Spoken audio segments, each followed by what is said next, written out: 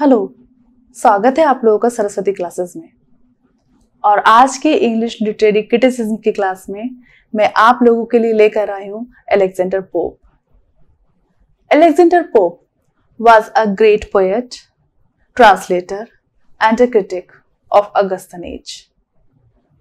He was born in a Catholic family, and from the very beginning of his life, he suffered from so many diseases.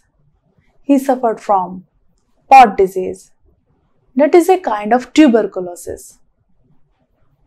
It affected his spine and left him hunchback. This infection of tuberculosis gave him so many health problems like high fever, inflamed eyes, and severe abdominal pain. Alexander pope Catholic परिवार में पैदा हुए थे और बचपन से ही वो कई प्रकार की बीमारियों से ग्रसित थे। पॉट डिजीज, जो कि एक ट्यूबरकुलोसिस का प्रकार है, उसने उन्हें कई प्रकार की हेल्थ प्रॉब्लम्स दी। उनका कद 4 फुट 6 इंच से ऊंचा हो ही नहीं पाया,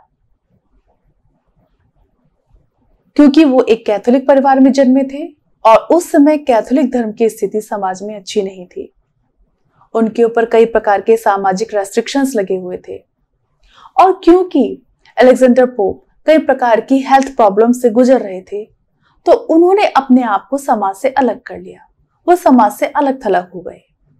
And he dedicated all his life, all his time in the study of ancient writers such as Horace, Aristotle, Homer and Juvenal. उन्होंने अपना सारा समय एंशिएंट राइटर्स को पढ़ने में व्यतीत किया, क्योंकि वो समाज से बिल्कुल अलग हो गए थे और अपनी बीमारियों की वजह से परेशान थे। उनका स्वभाव चिड़चिड़ा हो गया था। He wrote so many critical works. Some of them are an essay on criticism, preface to the works of Shakespeare, art of singing, imitation of the epistle of Horace to Augustus, and preface to the translation of the Iliad. An essay on criticism is the most famous work by Alexander Pope. An essay on criticism is modeled on Horace, Ars Poetica, Vedas, De Arte Poetica, and Boileau's L. Art Poetic. An essay on criticism is in fact a poem that is written in heroic couplet. Essay on criticism is divided in 3 parts. First 200 lines gives the observation of the art of criticism in general, and from line 201 to line 559 there is a discussion of the causes of wrong criticism, and from lines 560 to 744 he has laid down some rules for critics. He says how the bad criticism is harmful. He says that a critic must be humble while criticizing a work of literature.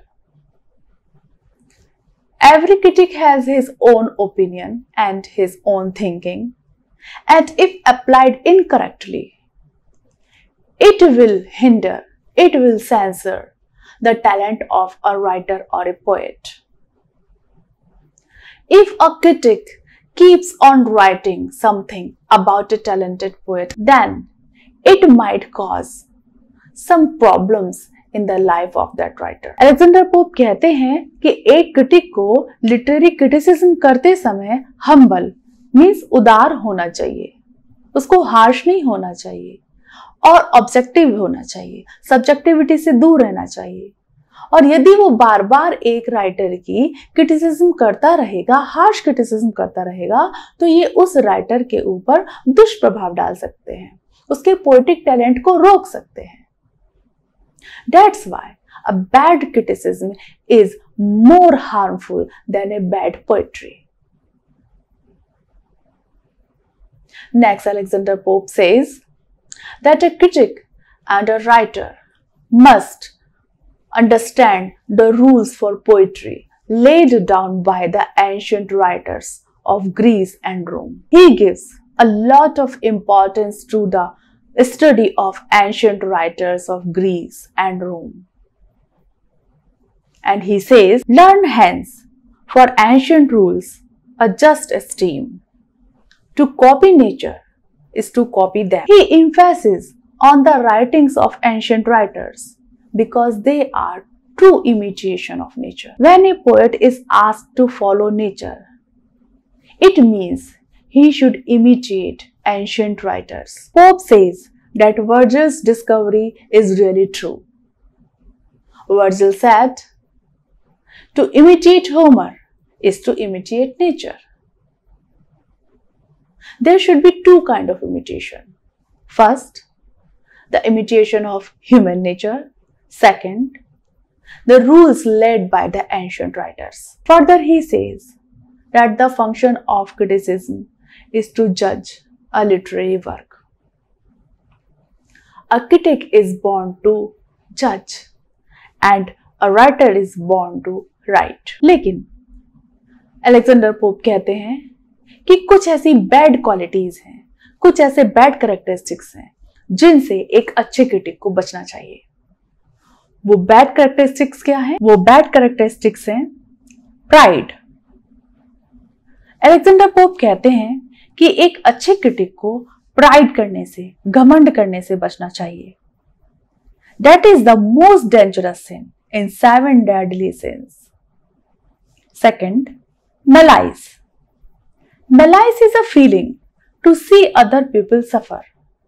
Malice एक ऐसी भावना है जो दूसरे लोगों के दुख को देखकर खुश होती है। इस malice की भावना से भी एक अच्छे क्रिटिक को बचना चाहिए। फॉली। फॉली का मतलब है कि जब एक क्रिटिक किसी भी लिटरेरी वर्क को केवल एक एस्पेक्ट देखकर जज करता है। All the critics should not only focus on language aspect, they should focus on the meaning of the work. प्रत्येक क्रिटिक को केवल लैंग्वेज एस्पेक्ट को देखकर या फिर लिटरेरी वर्क की किसी एक एस्पेक्ट पर ही ध्यान देकर उसको जज नहीं करना चाहिए, बल्कि उसको लिटरेरी वर्क के एज अ होल उसको जज करना चाहिए। Envy. Friendship is important, you should not be jealous of the poet. Alexander Pope कहते हैं कि एक क्रिटिक को लिटरेरी वर्क क्रिटिक करते समय उस राइटर से जेलसी की भावना नहीं रखनी चाहिए, ईर्ष्या नहीं रखनी चाहिए। Unsound judgement. अगर कोई क्रिटिक इस बात पे श्योर नहीं है कि जिस वर्क का वो क्रिटिसिज्म कर रहा है, जिस वर्क को वो जज कर रहा है, उसको वो अच्छे से समझ पाया है या नहीं समझ पाया है, तो उसको उस वर्क के बारे में जजमेंट पास नहीं करना चाहिए। अलेक्जेंडर पोप के अनुसार ये जो बैड कैरेक्टरिस्टिक्स हैं बैड क्रिटिक के, इनसे एक अच्छे क्रिटिक को बचना चाहिए। और अच्छे क्रिटिक की क्या विशेषताएं होती हैं वो हम डिस्कस करते हैं। एक अच्छे क्रिटिक को होना चाहिए free from malice, envy and bad judgement. एक अच्छे क्रिटिक को ईर्ष्या से, प्राइड से, एनवी से, मैलाइस से, हर तरह के दुर्गुण से दूर होना चाहिए। और he should follow ancient writers. उसको एंशिएंट राइटर्स के वर्क को, रूल्स को फॉलो करना चाहिए। A good critic must serve the poet and not to create problems for them. एक अच्छे क्रिटिक को पोएट्स की हेल्प करनी चाहिए, ना कि उनके लिए प्रॉब्लम क्रिएट करनी चाहिए। एक अच्छा क्रिटिक बनने के लिए एक व्यक्ति में करेज, मॉडेस्टी और ऑनेस्टी जैसे गुण होने चाहिए। वो क्रिटिक सेल्फ कॉन्फिडेंस से तो भरा होना चाहिए, लेकिन साथ ही साथ हम्बल भी होना चाहिए, उदार भी होना चाहिए। एक अच्छे क्रिटिक को लिटरेरी वर्क को अच्छे से डीपली स्टडी करना चाहिए, उसके बाद ही अपना जजमेंट देना चाहिए। And a good critic must have the quality of objectivity. Objectivity means अच्छे क्रिटिक को जिस वर्क का वो क्रिटिसिज्म कर रहे हैं उसके राइटर से, उसकी पर्सनालिटी से, उसके हिस्टोरिकल बैकग्राउंड से, सोशल बैकग्राउंड से या पर्सनल बैकग्राउंड से प्रभावित नहीं होना चाहिए। उसको ऑब्जेक्टिवली, उसको निष्पक्ष रूप से उस लिटरेरी वर्क का जजमेंट करना चाहिए, उसको क्रिटिक करना चाहिए। And friendship, a good critic should have a characteristic of being a good friend. एक अच्छे क्रिटिक को सारे दुर्गुणों से मुक्त होना चाहिए, मेलाइस, एनवी, प्राइड, फॉली, इस प्रकार के सारे दुर्गुणों से मुक्त होना चाहिए और पोएट को अपना मित्र समझते हुए उसके वर्क के बारे में समायोजित आलोचनात्मक वर्णन करना चाहिए। उसके बाद अलेक्जेंडर पोप कहते हैं कि whenever you want to analyze a work, you need not to be slave of rules and conventions that others had set.